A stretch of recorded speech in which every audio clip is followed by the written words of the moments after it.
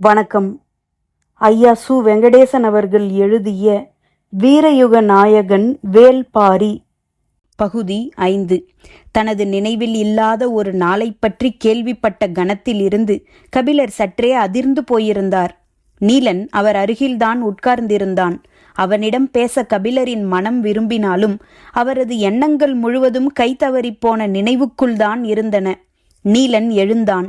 ஊர்ப்பழையன் உங்களை பார்க்க வேண்டும் எனச் சொல்லியிருந்தார். அவரை அழைத்து வருகிறேன் என்று சொல்லிச் சென்றான். ஊரின் மிக வயதான ஆணை பழையன் என்றும் பெண்ணை பழைச்சி என்றும் அழைப்பது வழக்கம். அதே யோசனையில் இருந்த கபிலர் தான் உட்கார்ந்திருக்கும் மரப்பலகையை விரலால் கீறிக்கொண்டிருந்தார். எவ்வளவு அகலமான பலகையாக இருக்கிறது! இது என்ன மரம் என்று அதை உற்று பார்த்தார். அவரால் கண்டறிய முடியவில்லை. அந்த பெண் சிறு மூங்கில் கூடையில் நாவற்பழங்களை கொண்டு வந்து கொடுத்தாள். அதை வாங்கி கொண்ட கபிலர், இது என்ன மரம் என்று கேட்டார். திரளி மரம் என்று சொன்னாள். திரளி மரம் இவ்வளவு அகலமாக இருக்குமா? இது நடுப்பாகம்தான். அடிப்பாகம் இன்னும் அகலமானது. எங்களது குடிலில் இருக்கிறது. வந்து பார்க்கிறீர்களா? கபிலர் பதிலேதும் சொல்லவில்லை. திரளி மரம் பற்றிய பழம்பாடல் ஒன்று நினைவுக்கு வந்தது.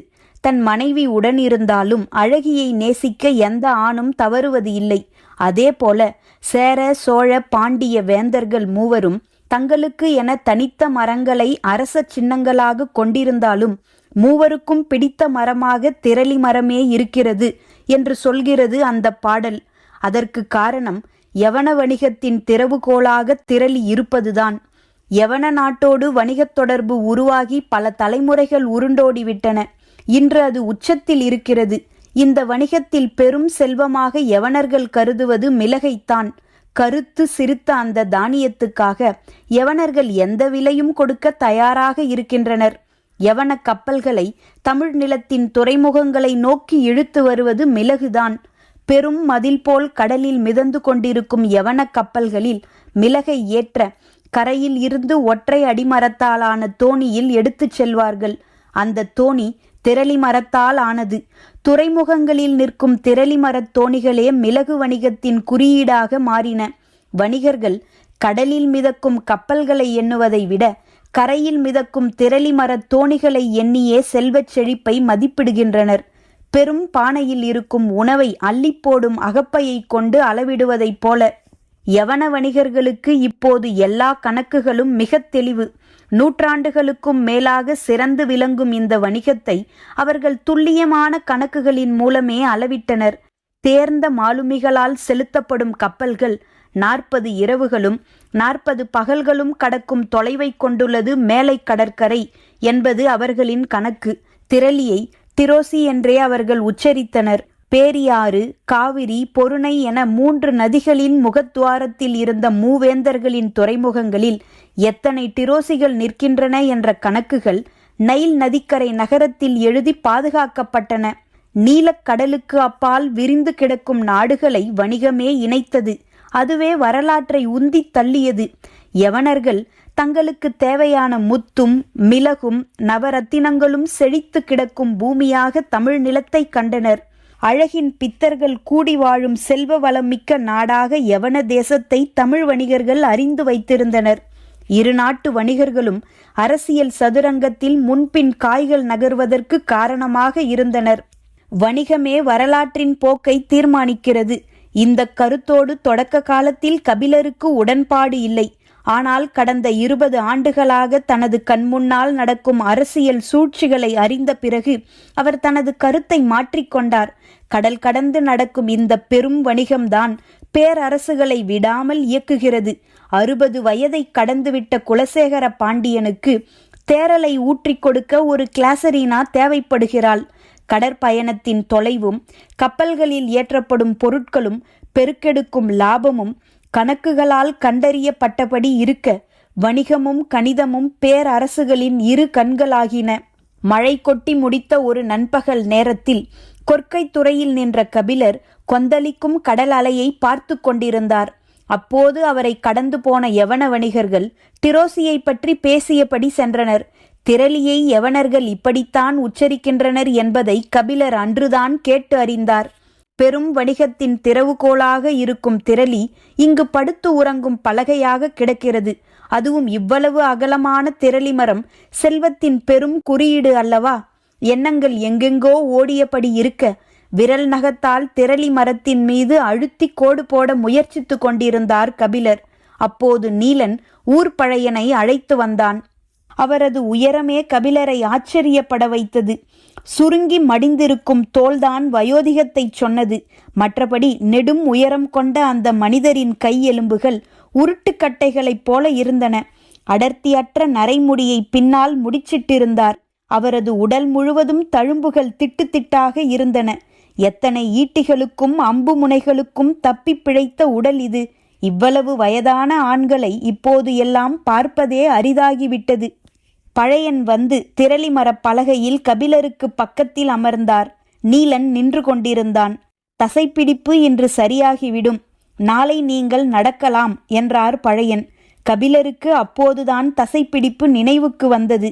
நீலன் என்னை பாதுகாப்பாக அழைத்து வந்து விட்டான் என்றார் கபிலர்.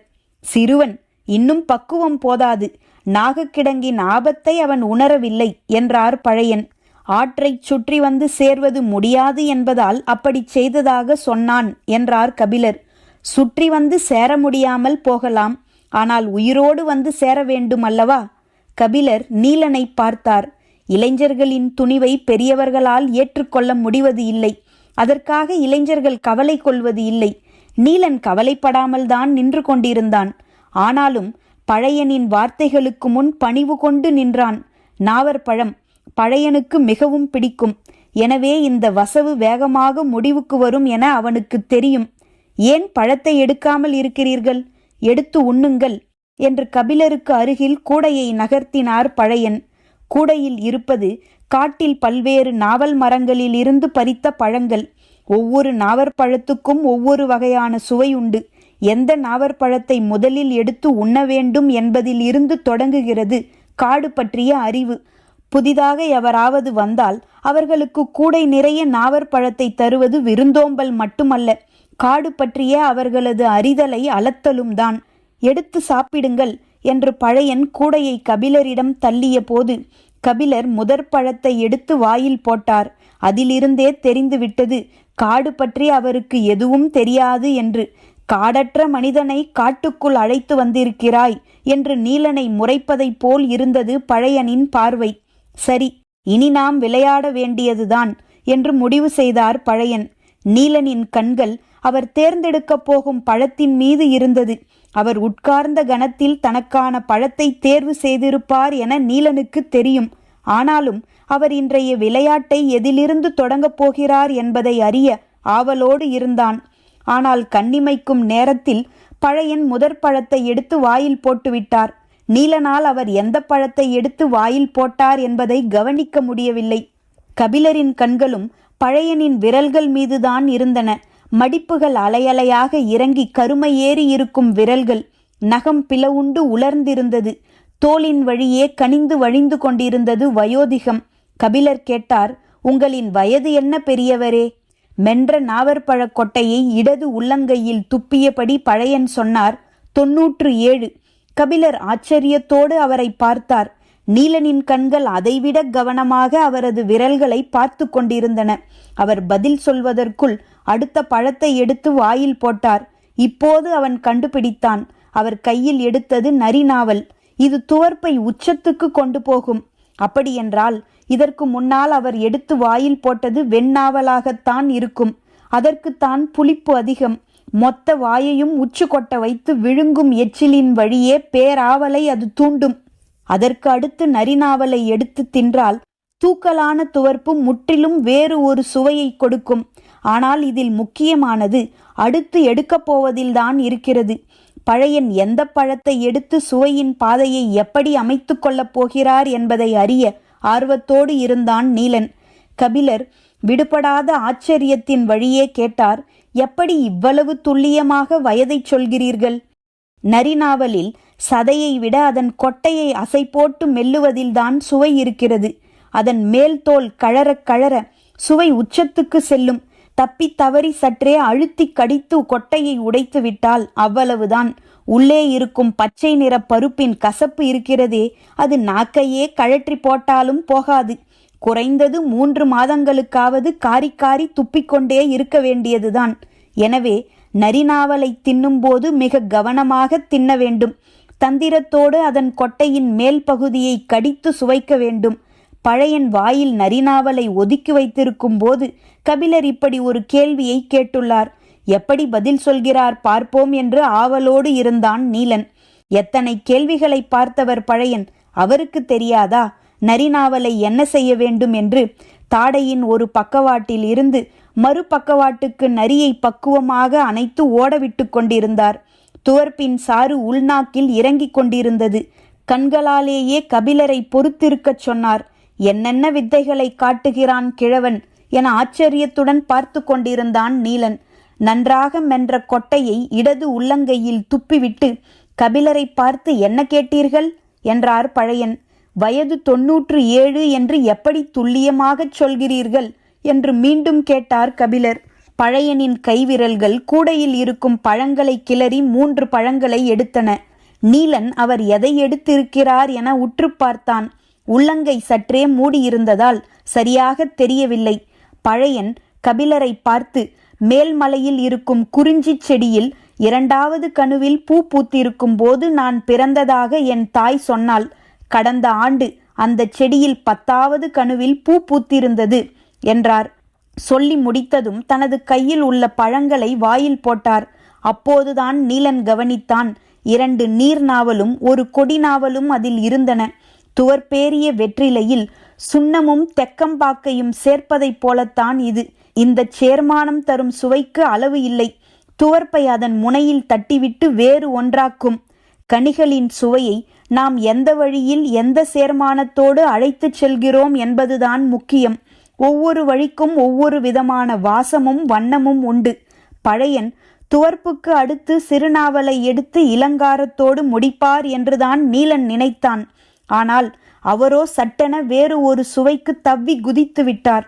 அதுவரை நீலம் ஏறியிருந்த அவரது நாக்கு செவல் நிறத்துக்கு மாறத் தொடங்கியது. நீலன் அதிர்ந்து போய்தான் நின்றான். பழையன் தனது நாக்கால் மேல் உதட்டை தடவியபடி பேசியதற்கு காரணம் இருக்கத்தான் செய்தது. நெல்லிக்கனிக்கு அடுத்து குடிக்கும் முதல் மிடறு நீர் நெல்லியால் அறியப்படாத சுவையை நாக்குக்கு தந்து முடிப்பதைப் போல்தான் இதுவும். நாவற்பழத்தின் அடர் கருநீலத்துக்குள் இருப்பது ஒரு சுவை அல்ல, சுவைகளின் பேருலகம். கணக்கில்லா கனிகள் தொங்கும் மரத்தில் தனக்கான கனியை தேர்வு செய்யும் பறவையைப் போலத்தான் பழையனும். நீலன் ஆச்சரியப்படுவதை தவிர வேறு வழியில்லை. கபிலருக்கு ஏற்பட்டது ஆச்சரியம் அல்ல, அதிர்ச்சி. அவர் மனதுக்குள் பழையன் சொன்ன கணக்கு சரிதானா என்பதை எண்ணிக்கொண்டிருந்தார். 12 ஆண்டுகளுக்கு ஒரு முறை பூக்கும் குறிஞ்சிப்பூ, 2வது கணுவுக்கும் 10வது கணுவுக்கும் இடையில் இருக்கும் கணுக்களின் எண்ணிக்கை, முன்னும் பின்னும் மீதி இருக்கும் ஆண்டுகள் என எல்லாவற்றையும் மனதுக்குள் கணக்கு போட்டு கொண்டிருந்தார். 97 என்று பழையன் சொன்ன கணக்கு மிகச் சரியானது என அறிந்த போது கபிலர் ஏறக்குறைய உறைந்து போனார். கணிதம் கடலிலும் கப்பலிலும் மட்டுமல்ல, காட்டிலும் கணுக்களிலும் இருக்கிறது என்பதை ஒற்றை செய்தியில் விளங்க வைத்தான் பழையன். ஆனால் கபிலரால் விளங்கிக் கொள்ள முடியாத எத்தனையோ விஷயங்கள் அங்கு நடந்து கொண்டிருந்தன. தான் எடுக்கப் போகும் நாவற்பழம் கொண்டு தனது காட்டு அறிவு கணிக்கப்படும் என்பது அவரால் கற்பனை செய்து கூட பார்க்க முடியாத ஒன்று. எடுத்த உடனே பூநாவலை எடுக்கும் ஒருவரை பற்றி சொல்ல என்ன இருக்கிறது? இரவு கஞ்சி குடிக்கும் முன் இவருக்கு தும்முச்சி சாறு கொடுங்கப்பா என்று சொல்லிவிட்டு போனார் பழையன். அது என்ன சாறு? எனக்குத்தான் கால்வலி சரியாகிவிட்டதே, பிறகு ஏன் தர வேண்டும் என்று விடாமல் கேட்டுக்கொண்டிருந்தார் கபிலர். நீலன் சொன்னான், நீங்கள் காட்டுக்கு புதியவர் அல்லவா, அதனால்தான். நானா காட்டுக்கு புதியவன்? குறிஞ்சி நிலத்திலேயேதான் எனது வாழ்வின் பெரும்பகுதியை கழித்திருக்கிறேன். அந்த துணிவில்தான் நான் பாரியை பார்க்க தன்னந்தனியாக மலையேறத் தொடங்கினேன் என்றார். மனித வழித்தடங்களின் வழியாக நீங்கள் காட்டை அறிந்திருப்பீர்கள்.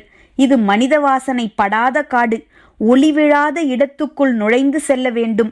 பல வகையான பூச்சிகள் இருக்கின்றன. அவையெல்லாம் கடித்த பிறகுதான் உங்களால் உணர முடியும்.